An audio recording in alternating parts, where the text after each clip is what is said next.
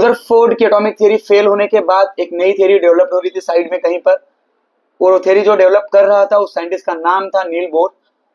उस थ्योरी को डेवलप करते समय नील बोर ने कुछ 4 पोस्टुलेट बताए थे। आज हम लोग का टॉपिक वही है, हम उस 4 पोस्टुलेट पे बात करने वाले।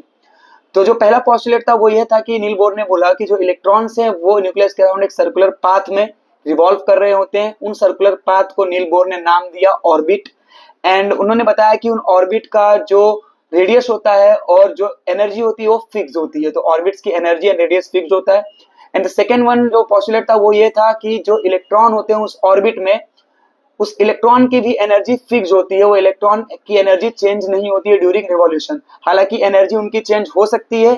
कब चेंज होगी? जब इलेक्ट्रॉन्स तुम्हारे हायर ऑर्बिट से लोअर ऑर्बिट में मूव करेंगे, यानी कि ट्रांजिशन करेंगे। एक जगह से दूसरी जगह जब मूव करेगा तो ऑब्वियस सी बात है वो एनर्जी चेंज करेगा। हायर से लोअर में जाएगा तो सम अमाउंट ऑफ एनर्जी वो बाहर निकालेगा, यानी कि रेडिएट करेगा, और अगर लोअर टू हायर जा रहा है तो एनर्जी अब्सॉर्ब करके जाएगा। एंड द थर्ड पोस्टुलेट ये था कि भाई ये जब ट्रांजिशन कर रहा है, ट्रांजिशन करते वक्त कितना अमाउंट ऑफ एनर्जी चेंज हो रहा है, उसका एक फॉर्मूला उन्होंने बताया था जो था delta E equals to h new.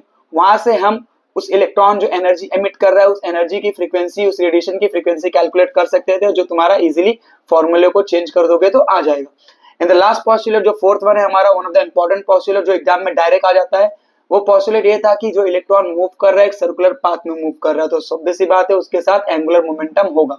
तो उस इलेक्ट्रॉन का जो एंगुलर मोमेंटम है वो हमेशा integral multiple of H upon 2 पाई होता है। वो चीज हमें याद रखनी है, integral multiple of H upon 2 pi.